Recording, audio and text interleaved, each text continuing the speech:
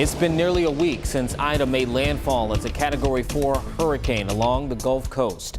More than 60 members of Virginia Task Force 2 were called to assist with the aftermath in Louisiana and in New Jersey. Well, tonight they returned to Hampton Roads, and Angelique Arentock was there for the homecoming.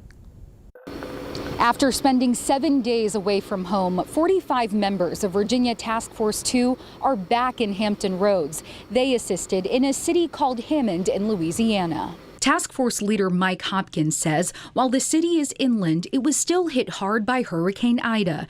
It was pretty devastated. So it got hit with some high winds and some pretty good floods.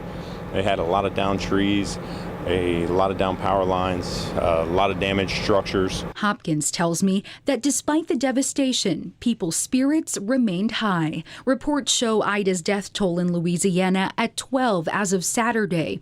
Up in the northeastern states like New York, New Jersey, Pennsylvania, and Connecticut, a grimmer toll of at least 49. 16 members of Virginia Task Force 2 were sent to help with the devastation Ida left behind in New Jersey. They were on standby, but got the all clear to come home Saturday. The Virginia Beach-based team says they couldn't do their jobs without the support of their community in the 757.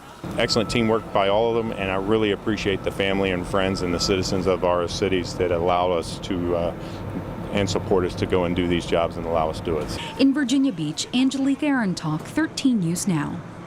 Ida is now the deadliest tropical system to hit the U.S. in the last 4 years. 65 people have died across 8 states.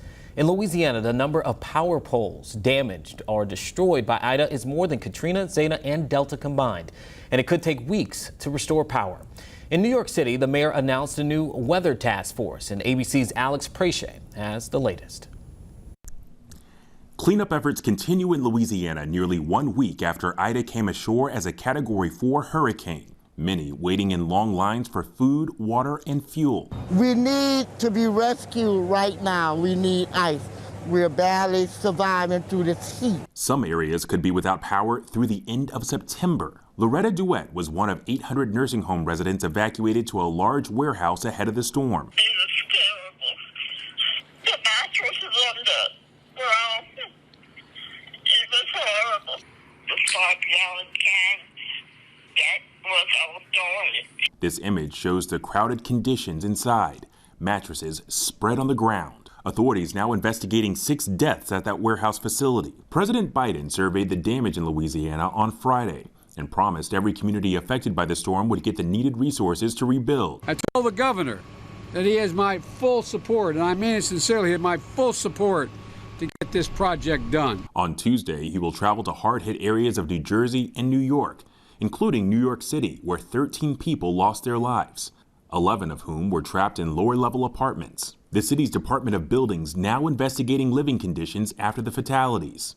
In a statement, DOB confirming 5 of the 6 properties where New Yorkers tragically lost their lives during the floods were illegally converted cellar and basement apartments. The city's mayor announcing a new weather response task force and measures to avoid future devastation, including travel bans, door-to-door warnings, and basement evacuations. In Philadelphia, parts of Interstate 676 have reopened, but crews are still at work clearing the floodwater and debris from other parts of the roadway. Alex Preche, ABC News, Washington. Even though Virginia Task Force 2 has returned from their assignment, other Hampton Road organizations are still assisting in the Ida relief aftermath. Mercy Chefs posted to social media this morning that they got a big donation from Omaha Steaks. The company sent Mercy Chefs tens of thousands of steaks to serve in Louisiana. The organization is calling the situation there one of the most intense feeding needs they've ever seen. And Operation Blessings has started its relief work as well. The disaster relief team got extra equipment and supplies at their base of operations in Louisiana, and they too say the need there is great.